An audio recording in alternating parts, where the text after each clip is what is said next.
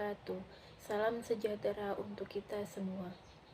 Yang saya hormati Bapak Ibu Guru SD Negeri 1 Gunung Sari, yang saya hormati staf tata usaha dan petugas kebersihan sekolah, serta teman-teman dan seluruh warga sekolah yang saya banggakan.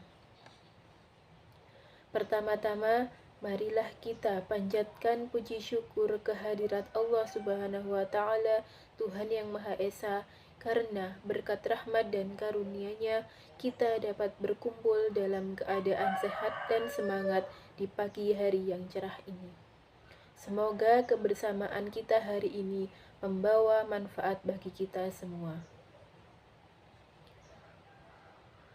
Bapak, Ibu Guru, serta teman-teman yang saya cintai, pada kesempatan yang berbahagia ini, izinkan saya menyampaikan pidato dengan tema menjaga kebersihan lingkungan sekolah.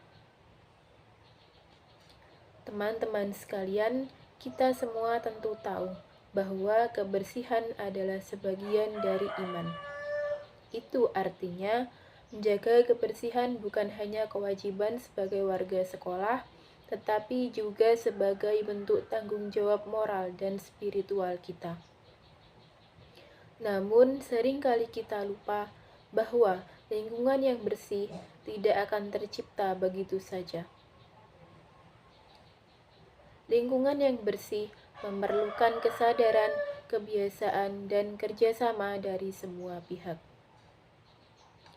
Coba kita bayangkan sejenak, setiap hari, ratusan, bahkan ribuan siswa dan guru datang ke sekolah.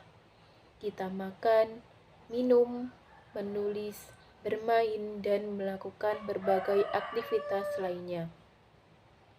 Semua itu tentu menghasilkan sampah dan kotoran.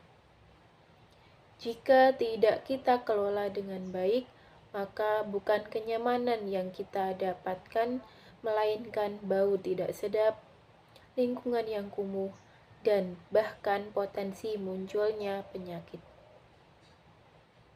Pertanyaannya sekarang, apakah kita sudah benar-benar peduli dengan kebersihan lingkungan sekolah kita? Masih sering kita lihat sampah plastik yang berserakan di halaman, bungkus makanan di bawah meja kelas, atau bahkan toilet yang kotor dan tidak layak digunakan.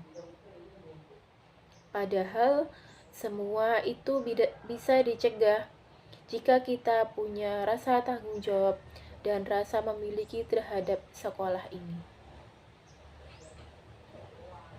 Bapak, Ibu Guru, dan teman-teman, menjaga kebersihan sekolah bukanlah tugas guru, bukan tugas petugas kebersihan semata. Ini adalah tanggung jawab kita semua. Sekolah ini adalah rumah kedua kita, dan rumah tidak akan nyaman jika lingkungannya kotor. Apalagi kebersihan sangat erat kaitannya dengan kesehatan. Lingkungan yang kotor bisa menjadi tempat berkembangnya kuman, nyamuk, dan virus.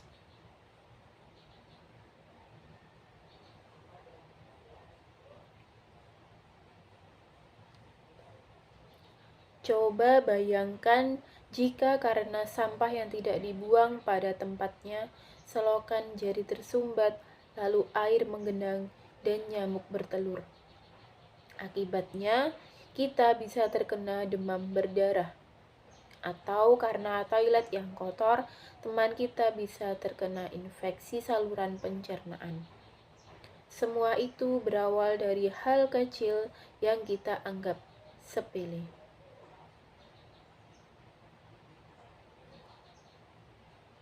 Teman-teman sekalian, sebagai generasi muda, kita harus menjadi pelopor dalam menjaga kebersihan. Kita bisa memulainya dari hal-hal sederhana, seperti membuang sampah pada tempatnya. Jangan tunggu ditegur guru atau teman. Jika melihat sampah, ambil, buang di tempat sampah. Yang kedua, melaksanakan jadwal piket dengan sungguh-sungguh. Jangan hanya sekedar formalitas. Anggap piket sebagai latihan tanggung jawab. Yang ketiga, menjaga kebersihan toilet dan fasilitas umum lainnya. Gunakan fasilitas dengan bijak. Toilet yang bersih adalah tanda penghuni sekolah yang peduli. Yang keempat, tidak mencoret-coret meja, dinding, atau fasilitas sekolah lainnya. Kebersihan bukan hanya tentang sampah, tapi juga tentang kerapian dan estetika. Dan yang terakhir, mengajak teman-teman untuk ikut peduli.